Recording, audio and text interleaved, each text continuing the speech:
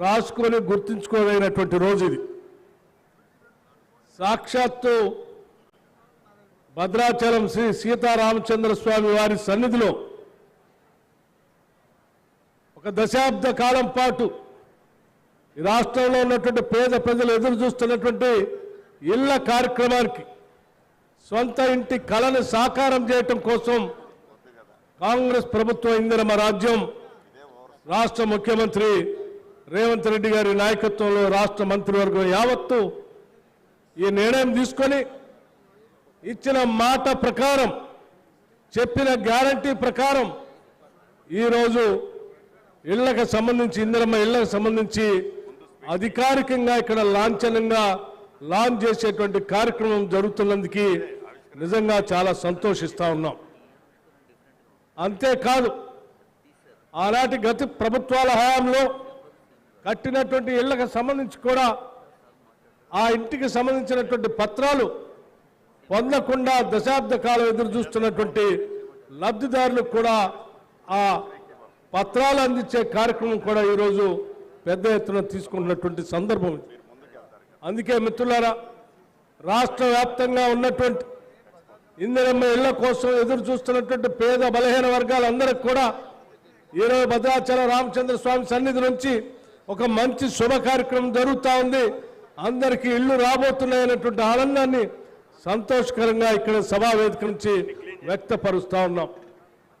మనందరికీ తెలిసిందే, గత 10 సంవత్సరాలు పరిపాలన చేసినటువంటి టీఆర్ఎస్ ప్రభుత్వం గతంలో ఉన్నటువంటి ఇందిరమ్మ ఇల్లుకు సంబంధించి ఒక గది ఎక్కడ పనికొస్తుంది, 2 గదులు కావాలి, అల్లుడు వస్తే ఆడబడుకుంటాడు, బిడ్డ వస్తే ఆడబడుకుంటుంది, గోరెనాడ కట్టేయాల బరెనాడ కట్టేయాలని అపహాస్యం చేసి అందరికీ మాటిచ్చి అధికారంలోకి వచ్చి 10 సంవత్సరాలు కూడా ఏ ఒక్క పేదవాడికి ఇల్లు ఇచ్చిన పాపాన పోయినటువంటి ఆ ప్రభుత్వం ఈరోజు మళ్ళీ మాట్లాడటం కోసం ప్రయత్నం చేస్తాం. కాంగ్రెస్ పార్టీ గ్యారంటీలు ఇచ్చింది, ఇచ్చిన గ్యారంటీలు అమలు చేస్తుందా చేయదా మేమేమో పోరాటం చేస్తామని చెప్తా ఉన్నారు. వారందరికీ ఇక్కడి నుంచే సమాధానం చెప్తా ఉన్నాం. ఈరోజు మేము ప్రకటించినటువంటి గ్యారంటీలు మీకోసమో లేకపోతే మీ మెప్పు కోసమో మేము ప్రకటించలేదు. మేము చెప్పిందల్లా ఈ రాష్ట్ర ప్రజల బాధలను చూసి తెచ్చుకున్న తెలంగాణ రాష్ట్రంలో కొట్లాడి తెచ్చుకుంటే నిధులు నీళ్లు నియామకాలన్నీ కూడా పక్కదారి పట్టిపోతా ఉన్నాయి. మనం తెచ్చిన రాష్ట్రాన్ని కాపాడాలి. ఆ కాపాడుతూ ప్రభుత్వం ఏర్పాటు చేసి ప్రజల ఆకాంక్షలు నెరవేర్చడం కోసమే మేము 6 గ్యారంటీలు ప్రకటించాం. ప్రకటించిన ప్రతి గ్యారంటీని కేవలం 90 రోజుల్లోనే ఈరోజు పెద్ద ఎత్తున రాష్ట్రంలో అమలు చేసి చూపిస్తా ఉన్నాం. మీ అందరికీ తెలిసిందే, మహిళలందరికీ కూడా ఉచితంగా ఆర్టీసీ బస్సులో ప్రయాణం చేసేటువంటి కార్యక్రమాన్ని మీరంతా ప్రయాణం చేస్తూ చూస్తూ ఉన్నారు.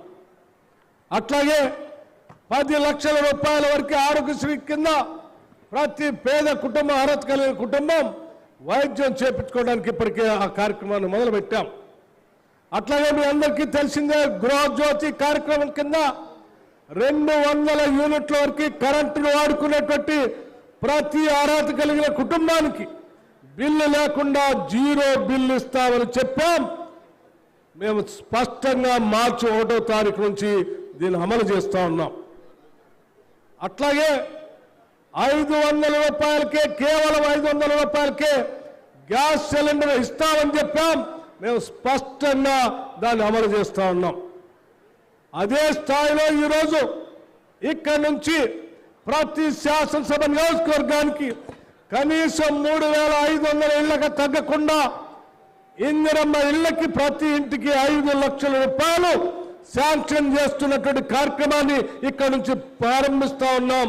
ఈ రాష్ట్రంలో ఉన్నటువంటి లబ్ధిదారులందరూ కూడా దీన్ని పొందవచ్చని కూడా చెప్తా ఉన్నాం. అదే రకంగా ఈ ఇళ్ల లబ్ధిదారుల కార్యక్రమంలో భాగంగా ఎవరైనా గిరిజనులున్నా, దళితులున్నా ఇంకొక 1 లక్ష రూపాయలు యాడ్ చేసి 6 లక్షల రూపాయలు ఇవ్వబోతా ఉన్నామని కూడా ఈ సందర్భంగా మనం చేస్తూ ఉన్నాం. మిత్రులారా, ఒక్కసారి ఆలోచన చేయండి. మనం పెట్టుకున్నటువంటి బడ్జెట్లో అది కూడా ఓటాన్ అకౌంట్ బడ్జెట్ పెట్టుకున్నాం, ఇంకా పూర్తి స్థాయి బడ్జెట్ పెట్టుకోలేదు. చెప్పిన మాటల ప్రకారం నిలబెట్టాలనే ఆలోచనతో మనం ప్రవేశపెట్టినటువంటి ఓటాన్ అకౌంట్ బడ్జెట్లోనే 7,740 కోట్ల రూపాయలు ఇల్లు కట్టడానికి బడ్జెట్లో నిధులు కేటాయించి అధికారికంగా ఈరోజు లాంఛనం చేస్తున్నాం. ఇదేదో తూతూ మంత్రంగా ఆషామాషిగా చేస్తున్న కార్యక్రమం కానే కాదు.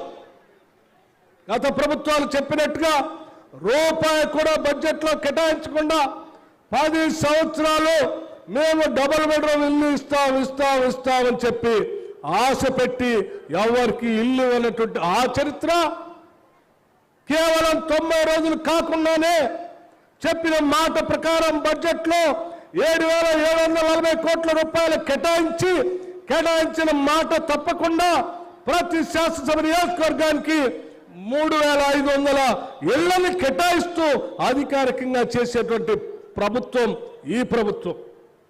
ఇందిరమ్మ రాజ్యానికి టీఆర్ఎస్ ప్రభుత్వానికి ఉన్న తేడా ఈ ఒక్కదానితోనే స్పష్టత వస్తూ ఉందని చెప్పి మీ అందరికీ నేను సవినయంగా మనవి చేస్తూ, ఇక్కడ లబ్ధిదారులకి అట్లాగే పేదవాళ్ళందరికీ ఇల్లు లేనటువంటి వాళ్ళందరికీ ఇల్లు కావాలని కోరుకునేటువంటి అందరికీ విజ్ఞప్తి చేస్తా ఉన్నాను. దయచేసి ప్రభుత్వాన్ని ఆస్వాదించండి. దయచేసి ప్రభుత్వానికి కావాల్సిన సహాయ సహకారాలు అందించండి. ఏ పేదవాళ్ళ కోసమైతే కాంగ్రెస్ పార్టీ 6 గ్యారెంటీలు ప్రకటించి అనేక రకాలైనటువంటి ఆర్థిక ఇబ్బందులు ఉన్నప్పటికీ కూడా ఏ ఒక్కదాన్ని కూడా వదిలిపెట్టకుండా రూపాయి పోగేసి దోబరా ఖర్చులు తగ్గించి చెప్పిన మాట ప్రకారం ప్రతి పైసా ఈ రాష్ట్ర ప్రజల కోసమే ఖర్చు పెడుతున్నటువంటి ఇందిరమ్మ రాజ్యాన్ని ఆశీర్వదించవలసిందిగా మీ అందరినీ నేను విజ్ఞప్తి చేస్తా ఉన్నాను.